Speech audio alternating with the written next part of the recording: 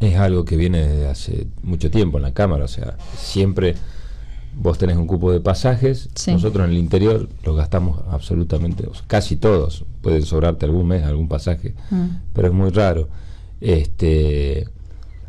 Y bueno, siempre cuando llega algún momento del año y empiezan a conocerse la información de la cantidad de pasajes que canjean los legisladores de Buenos Aires, surge este tema. Yo creo que esto se resolvería de una manera muy sencilla. No se resuelve, calculo yo, porque termina perjudicando a los legisladores de la Ciudad de Buenos Aires, digamos, dándote los pasajes, y si vos no lo usás, que no se canje nada. Claro, que no se canje directamente. Lo que pasa es que no es una cuestión voluntaria, es automática. O sea, hay un cupo determinado de dinero que tiene que ver con los pasajes, vos lo vas gastando y se va disminuyendo ese crédito, y si no llegaste a gastar la totalidad, te acreditan el remanente. Pero eso es una mecánica de hace muchísimos años. En la Cámara así lo determinan las resoluciones, que podrían cambiarla porque es facultad del presidente de la Cámara. Esto lo usó la izquierda como argumento para hablar de sobresueldos, ¿no? Está bien, bueno, pero no son sobresueldos, porque no es que sea algo negro, está establecido en las resoluciones de la Cámara. Lo que sí parece un poco arbitrario, en el sentido de que obviamente que hay legisladores que vienen de lugares donde no utilizan los pasajes porque no viajan. Claro. Termina siendo un reintegro que es casi, digamos, importante, de la totalidad de los pasajes. En nuestro caso te puede sobrar algún pasaje al mes, 2 como mucho, porque nosotros los usamos nosotros, parte de nuestro equipo que también viaja, y si no, siempre recibís pedidos. Yo recibo muchos pedidos de derivaciones médicas, gente que tiene problemas con las obras sociales, que te piden los pasajes para viajar. Nosotros tenemos un cupo que son nominados, que no solamente los podemos usar nosotros, y otro cupo que se pueden transferir. Yo tomo la precaución que siempre que tengo pedidos, pido el respaldo, ¿no? O sea, claro. o certificados médicos, o también hemos recibido casos de organizaciones no gubernamentales, consejos profesionales que hacen congresos y que a veces te piden la colaboración para que los disertantes vengan o viajen, o he tenido casos de por ejemplo, chicos que no tienen recursos y tienen que ir a rendir, suponete o están por entrar a las Fuerzas Armadas, o tienen que viajar, o están por entrar a algún organismo nacional. Bueno, son muchos casos que se plantean. Nosotros, como vivimos lejos, los usamos. Entonces, bueno, pero cuando uno ve esos niveles de reintegro que se han difundido de por ahí funcionarios o legisladores, mejor dicho, de Buenos Aires, y obviamente que impactan. Vamos al tema de las sesiones, ¿no? ¿Qué pasó con el oficialismo con este megaproyecto que no se entendió bien porque lo habían dividido en 3 y finalmente quedó lo que ustedes aprobaron más el megaproyecto a la par, paralelo? No, lo que pasó es lo siguiente. Entró el decreto de necesidad de urgencia del presidente de la Nación. Nosotros en la bicameral de DNU votamos en contra del dictamen de ese DNU y pedimos que sea reemplazado por leyes, o sea, diciendo, bueno, nosotros no vamos a acompañar la mecánica de DNU, pero si el gobierno remite leyes que reemplacen a ese DNU, estamos dispuestos a discutir, porque dentro del DNU había cosas que no íbamos a acompañar, pero después había cosas que tienen que ver con derogación de leyes viejas o implementación de algunos sistemas como firmas digitales, o el tema del sistema de bitrenes para mejorar la logística en materia de traslado de la producción, que son cosas positivas. Entonces nosotros planteamos, bueno, si el gobierno reemplaza el DNU por leyes, nosotros en las leyes acompañamos lo que estamos de acuerdo, lo que no estemos de acuerdo no.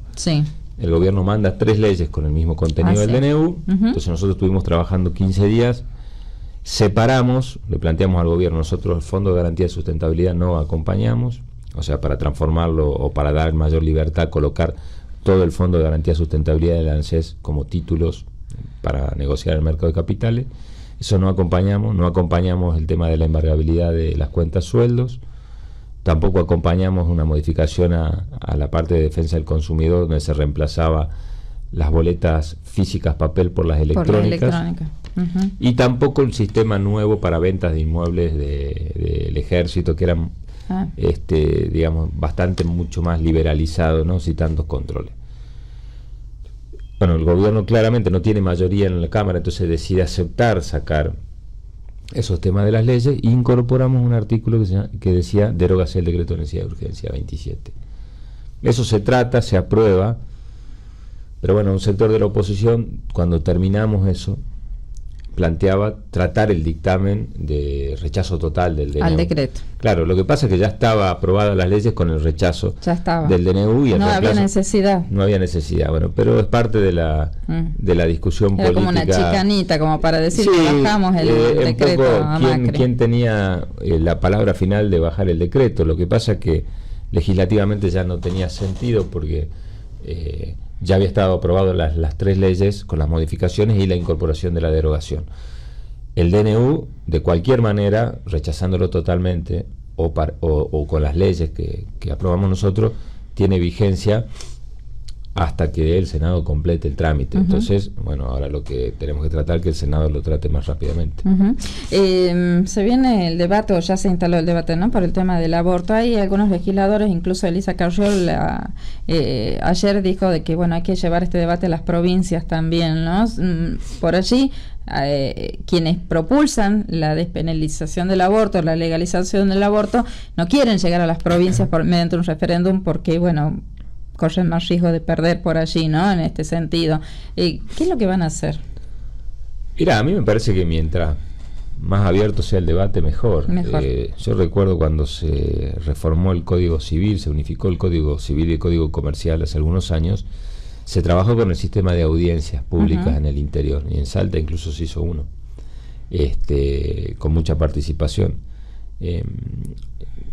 Ahora se van a trabajar 2 meses completos en sistema de debates en comisión, ¿no?, en plenarios de comisión.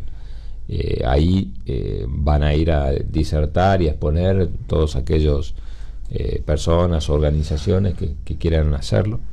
Yo creo que van a ser 2 meses de debate muy, muy profundo. Vamos a ver si se avanza con el sistema de audiencias públicas en el interior. A mí me parece positivo. Yo la verdad que creo que son temas que no hay que escaparle a ningún tipo de debate. Y es importante también tener el termómetro de lo que piensan en las provincias respecto a un tema tan profundo que no tiene que ver con cuestiones políticas partidarias, sino con convicciones. Y después, bueno, se verá si existe el consenso o el número necesario para emitir un dictamen y que el proyecto llegue al recinto o no, porque lo que uno está obligado es al debate, lo que no está obligado es a aceptar una posición en la cual uno no esté de acuerdo, y en eso llega un momento que prima la democracia, digamos, ¿no?, el sistema de mayorías y minorías. Hay que ver el proyecto de ley que promueve la despenalización del aborto, qué grado de consenso tiene, no solamente en la sociedad, sino en los legisladores, que somos en definitiva los que vamos a tener que votar a favor o no. Hay un proyecto que se viene, que se va a enviar al Congreso, es para darle autonomía al INDEC. Se ha dado a conocer en los medios de comunicación ayer. Todavía no ingresó nada. Ya se comenzó a sentir, ya cuando dábamos la noticia decíamos esto va a traer polémica, ¿no? Sí, por ahí, a ver, oficialmente no se conoce nada, nosotros no nos han comunicado de ningún proyecto o anteproyecto. A veces, de acuerdo a las áreas de gobierno, hay algunas que se mueven mejor que otras, o que asumen... En comunicación. Claro, que asumen que al no haber mayoría por parte del gobierno, no está mal decir, che, está este anteproyecto, ¿qué opinan ustedes? Cosa que por ahí cuando ingrese al Congreso tenga un grado de consenso importante. No lo sorprende. Bueno, en este caso no conocemos nada, no sabemos si existe este proyecto o no. Obviamente ha generado intranquilidad fundamentalmente en los trabajadores del INDEC. En este momento, donde hay bastantes recortes en otros lugares del Estado Nacional, seguramente generará esta preocupación. A mí lo que sí, sin conocer los proyectos, lo que me llama un poco la atención, digo, alguna vez en la Argentina tenemos que terminar con estas cuestiones de refundar todo, sí, ¿no? De cambiar todo. Pero bueno, si hay un instituto que se llama INDEC, que es histórico en la Argentina, lo hagamos funcionar bien, digamos. No sé por qué esa necesidad de decir todo esto no sirve, vuelvo a empezar de cero, porque generan estas cosas. O sea, creo que más allá de los gobiernos, los estados tienen que tener continuidad, ir mejorando las cosas. Bueno, si el INDEC hay cosas para mejorar, la mejoremos, pero esto de decir, bueno, disuelvo un organismo, vuelvo a crear otro. Y este proyecto busca la profesionalización, ¿no? Y pone hincapié en eso, en la profesionalización por allí de los agentes del INDEC, porque el INDEC históricamente ha sido también un lugar por allí para el acomodo de algunos políticos, ¿no? También ha sido una puerta abierta por allí para acomodar a gente que ha trabajado políticamente. Se puede buscar la profesionalización. Sí, por supuesto. De hecho, creo que vos podés hacerlo sin necesidad de generar la intranquilidad, la estabilidad laboral a nadie. Una cosa es la planta que dirige un organismo, que es una planta política, que entra y se va con un gobierno, así tiene que ser. Y otra cosa es la planta de personal capacitado, permanente, estable de un organismo, que lo que hay que buscar es enriquecer sus niveles de capacitación. Lo ideal sería en la Argentina ir a un sistema de administración pública, como existen en muchos lugares del mundo, en donde lo permanente es la mayoría y lo que cambia es la minoría, en el sentido de decir, hay un staff permanente que se llama de burocracia pública, capacitada, que es la que lleva adelante el trabajo cotidiano de los organismos. Lo que cambia es la direccionalidad política de acuerdo al gobierno que viene, que lógicamente es el que le da su carácter o su proyecto especial. E incluso hay lugares en el mundo en donde ni siquiera cambian los niveles de dirección. Por ejemplo, INDEC tendría que ser uno de esos lugares, en donde vos son establecimientos, organismos netamente técnicos, en donde no hay necesidad ni siquiera de cambiar el director del INDEC cuando cambie el gobierno, porque es una manera de tener la garantía de lo que va a emitir como informe es objetivo. Por eso, bueno, estamos hablando un poco sin conocer hay que ver realmente si existe el proyecto y en qué consiste. La gente está necesitando, ¿no? Y se habla mucho de la reforma de la justicia, una reforma que por allí la semana pasada fue un tanto resistida, ¿no? Por los mismos jueces que gozan de muchísimos privilegios. ¿Cómo se puede llegar a dar esta reforma? Normalmente la justicia siempre rechaza reformas. Pasó en la gestión anterior, donde quizá hubo un error de cómo se lo planteó al tema, pero que yo creo que en ese momento había paradigmas que se planteaban que son necesarios. La democratización de la justicia es necesario. Yo estoy totalmente convencido que la gente debe participar a través de representantes directos o de organizaciones gubernamentales del proceso de selección y remoción de los jueces, del Consejo de la Magistratura. No creo que sea una cuestión corporativa de los abogados el proceso de merituar la capacidad de un juez. Creo que obviamente hay cuestiones técnicas, pero también hay cuestiones que los ciudadanos argentinos deben conocer y deben participar. El acceso a la situación de las causas más importantes. La gente debe saber por qué en un juzgado penal hay un juez que tiene al día las causas y otros que no, y por qué las causas que tienen mayor renombre se mueven en determinados momentos y en otros no, por qué la justicia penal espera que termine un mandato de un gobierno para investigar y no lo hace concomitante a esa gestión. Y así como se puso en foco muchas veces en la actividad política o en la actividad sindical o en la actividad empresarial, donde claramente se critica, abiertamente, porque son las reglas de juego de la democracia. La justicia tiene que acostumbrarse también a eso. ¿Y vamos a llegar a eso? ¿Va a haber una reforma? Ojalá que sí. Se ha frustrado en su momento la oportunidad. Vos recordarás que cuando se habló de reforma de la justicia, incluso se lo planteó como un avasallamiento a la justicia. Hubo incluso muchas movilizaciones en Buenos Aires. Bueno, hoy el tiempo por ahí está demostrando que es necesaria una reforma, ¿no? Ahora, fundamentalmente por la demora en la extensión de los procesos. O sea, la justicia no puede tener procesos que respondan hace 70, 80, 90 años. Hoy las demandas son otras, las velocidades de la información es otra, la integración de la información y cómo la gente conoce la información a través de redes sociales o la globalización mediática que existe es otra. Entonces es lógico que la demanda de velocidad sea otra, la verdad. Hasta uno participa de los procesos de selección de jueces, ¿no? Y es increíble cómo la política entra ahí, tanto jueces provinciales como federales, ¿no? Uno comienza a ver las ternas y este pertenece a tal, o sea, ¿cuándo se termina eso principalmente, no?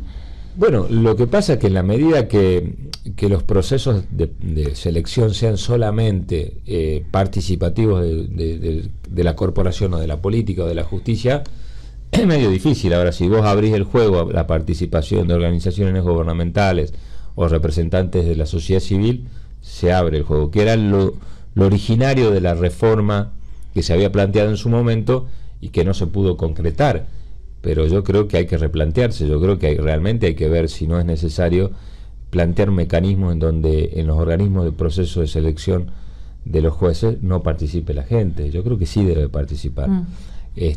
También en su momento se dijo el meter el tema de que participen vía elecciones es como meter a los partidos, como politizar. Bueno, el problema es no hacer nada, que estamos en esta situación. Yo creo que algo hay que hacer. Lo fundamental es que la justicia asuma que la velocidad en la resolución de las causas es algo que la sociedad lo demanda.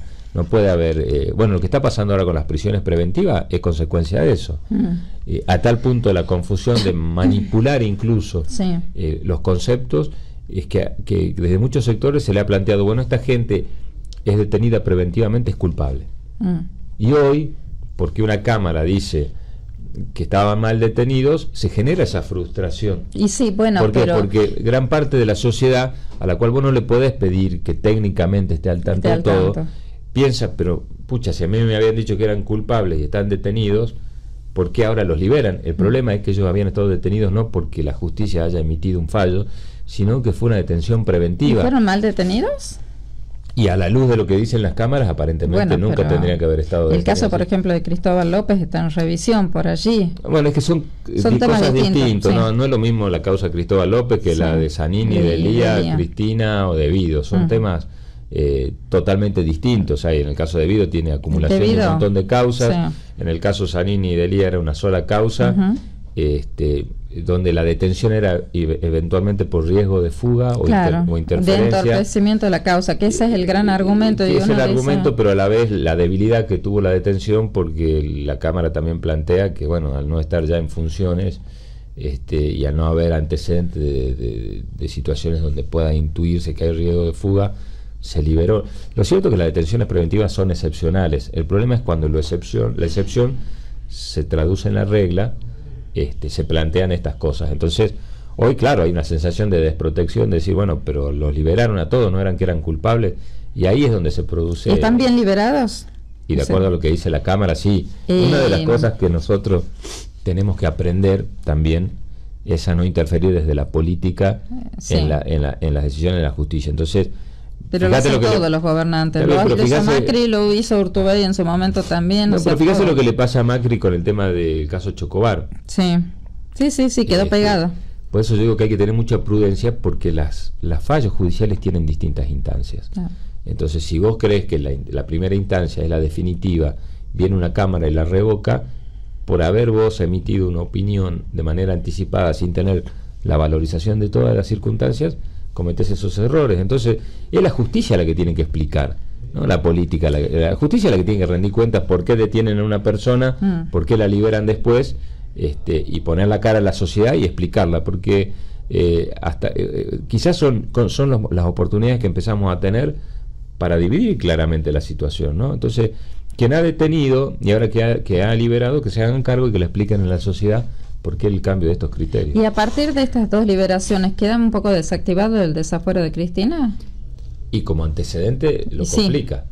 Claramente. Yo creo que quienes hayan estado pensando en el desafuero, ya está, quedó me más parece manejado. que a la Cámara ir revisando todas estas causas donde había detenciones preventivas sin condena por tanto tiempo, va generando precedentes muy claros que pueden llegar a complicar el resto de los procesos de desafuero cuando no hayan condena. Puede ser que a muchos chicos jovencitos no les importe, pero me parece que por la edad, el 24 de marzo es un tema muy sensible, ¿no? Para los argentinos, y es de absolutamente todo.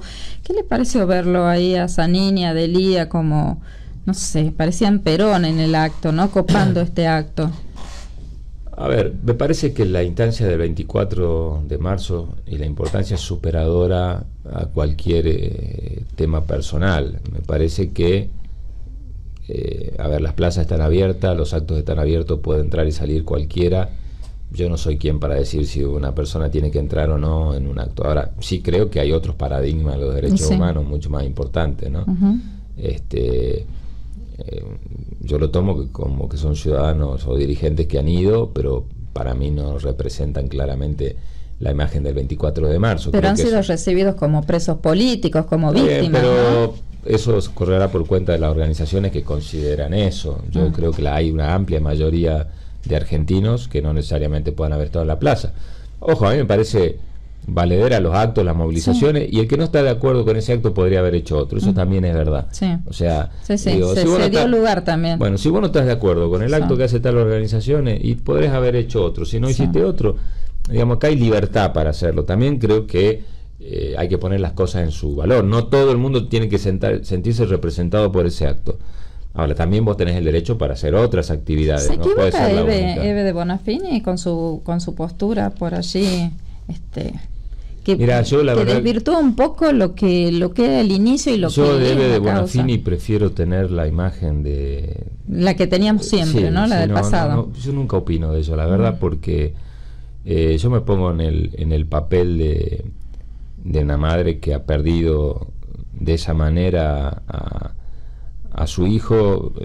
Será que yo tengo el impacto personal de haber perdido 2 hijos de otra manera, pero es una pérdida, y la verdad que el dolor que se siente, a unos las canalizan por un lado y otros pueden canalizarlo por otro. Entonces yo prefiero tener esa imagen de lo que Eve de Bonafini, luchadora histórica por la búsqueda y aparición con vida de los desaparecidos, y las cuestiones políticas con las cuales muchas veces ella define que yo no coincido, dejarlas de un lado, y porque tampoco me gusta cuando se tritura la persona de ella, porque vuelvo a decir, la posición de ella es nadie que la ha vivido la puede entender. Entonces cada uno después lo canaliza como puede, y bueno, sí, obviamente que hay que hacerse cargo de las definiciones políticas que uno hace, pero yo prefiero en ese caso obviarlo, obviamente que no coincido. Por ahí contrasta, ¿no?, con la posición de Fernández Meijide, por ejemplo, que es un poco más conciliadora. Sí, la de Carlotto, que tienen otras visiones. Bueno, cada uno, como te digo, ha canalizado por donde puede, pero con semejante dolor yo la verdad que no me considero en condiciones de ser juzgador de ninguna de ellas, porque vuelvo a decir, hay que estar en ese lugar. Claramente no coincido con muchas definiciones políticas que últimamente haya hecho, y por ahí con la manera de expresarlas, pero ser juez de ella no. La edad puede haber sido hasta, o puede ser utilizada también, ¿no?, por allí. Hablábamos de la justicia, y no me quiero ir del tema justicia sin preguntarle si vio el video de la jueza y qué le pareció, qué sintió. Sí, bueno, lo primero que sentí es un impacto, decir, en manos de quién a veces está la resolución de las cosas, ¿no? Y más de las vinculadas a temas tan sensibles. Pero bueno, eso también es la reafirmación que las instituciones no existen por sí solas, sino dependen de las mujeres y hombres que la integran, y ahí es donde entra en valor los mecanismos de autodepuración que tienen las mismas instituciones y que deben funcionar y que deben ser rápidos, ¿no? Pero bueno, es lo que nos obliga a nosotros, a ciudadanos, a estar tan atentos, y a las instituciones a estar atentas. Pero Pablo, hablamos de mecanismos de depuración y hemos visto más de un jury. ¿Cuál fue el último jury de enjuiciamiento? El de Gareca, creo. Uno ve por allí jury. No, han habido más, lo que pasa que por ahí no tienen la trascendencia. La trascendencia quizás, pero por ahí uno ve pedidos de jury de enjuiciamiento que quedan en la nada, ¿no? Que sí, también es verdad que hay una corporación. El funcionamiento de la justicia, que es lo que hablábamos recién, muchas veces es tan cerrado que solamente te enteras de las cosas malas que pasan cuando trascienden a través de este tipo de cuestiones. Porque normalmente los jueces no tienen el grado de exposición que sí puede tener otro tipo de sectores, ¿no? Pero bueno, no nos queda otra en este sentido de confiar a que los mecanismos propios que tienen las instituciones funcionen. Lo que sí nos deja de preocupar que por ahí en los procesos de selección hay que afinar el punto, digamos, los mecanismos de evaluación, no solamente técnico, sino de las características de las personalidades de quienes después del día de mañana van a administrar justicia. Claro, porque por ahí hablamos de inamovilidad de los jueces y yo digo, no, con jueces como estos no quiero inamovilidad. Sí, eso es una gran discusión, ¿no? La inamovilidad tiene que ver con la no dependencia política. Lo que sí no sé si es tan bueno es la perpetuidad, que son cosas distintas. Pero bueno, es una gran discusión. Los jueces claramente podría ponerse una cantidad de años que sea superior al gobernante por allí de turno. Y sí, puede ser una opción. ¿Qué le pasa al peronismo? Esto que están como divididos, que uno ya no sabe a qué peronismo pertenecen. Suponemos que pertenece al peronismo federal, porque el bloque que usted preside ahí en el Congreso de la Nación está relacionado con el peronismo federal, ¿no? Van a reunirse en Gualeguaychú.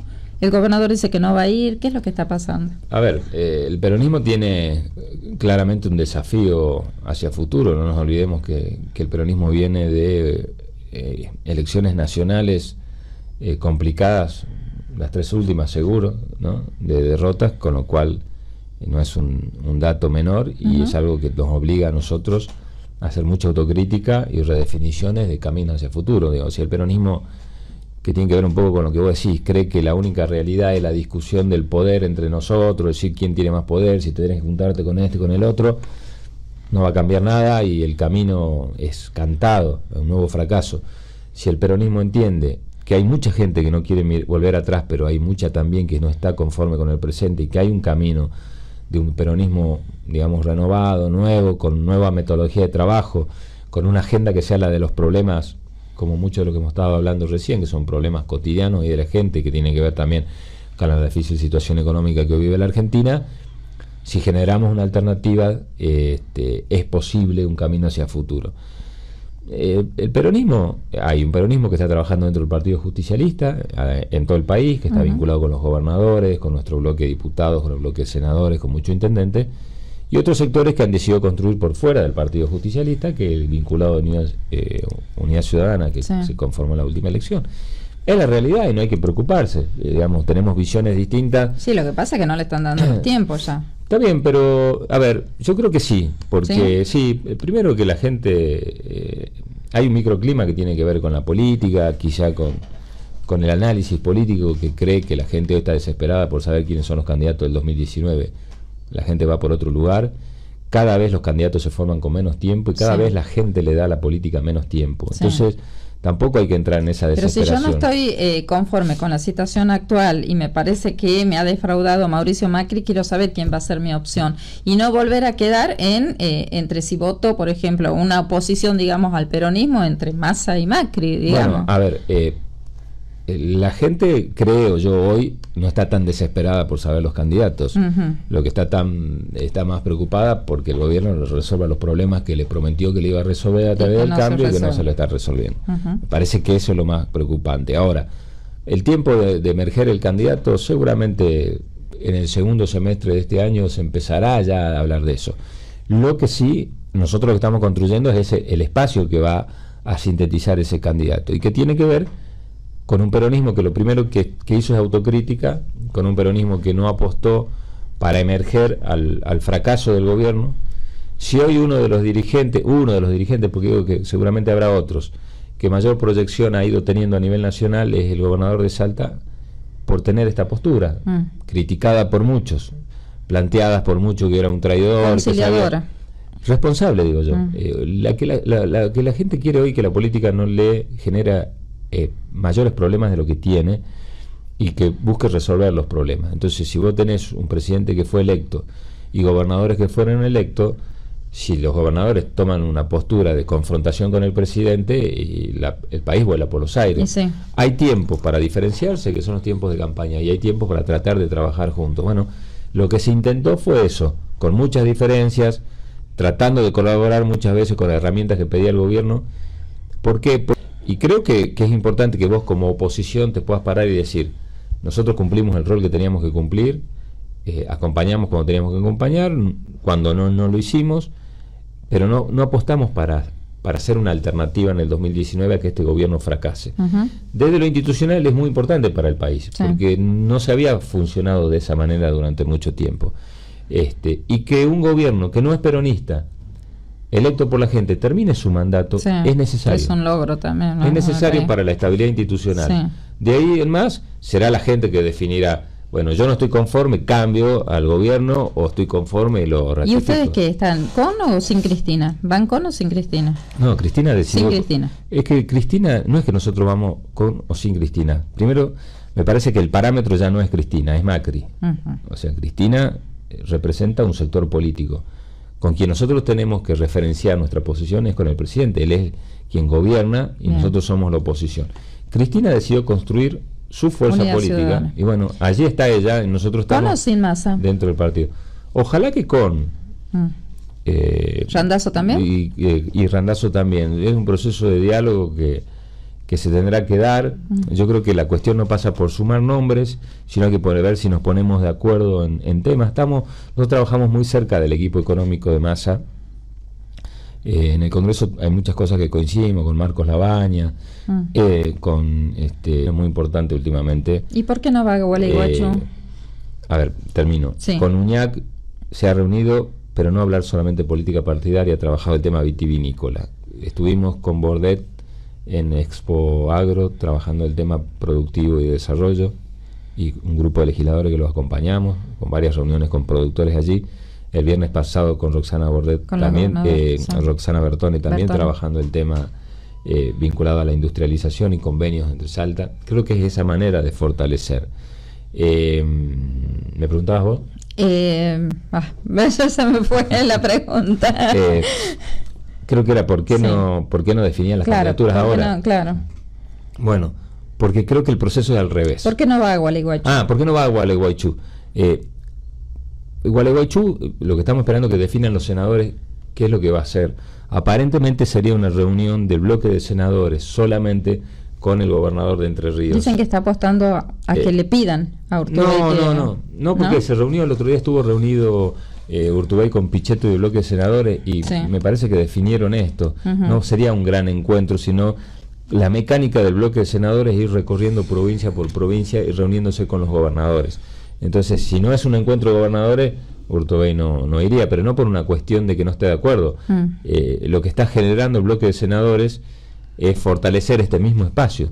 A ver, del bloque de senadores nacionales que conduce Pichetto, de nuestro bloque de diputados nacionales, de los gobernadores, de muchos intendentes, claramente va a salir el candidato a presidente de la nación de este sector del peronismo. Estamos construyendo juntos. Ojalá, obviamente, como vos decías, que en esto se pueda sumar aportes importantes como Sergio Massa, Florencio Randazzo.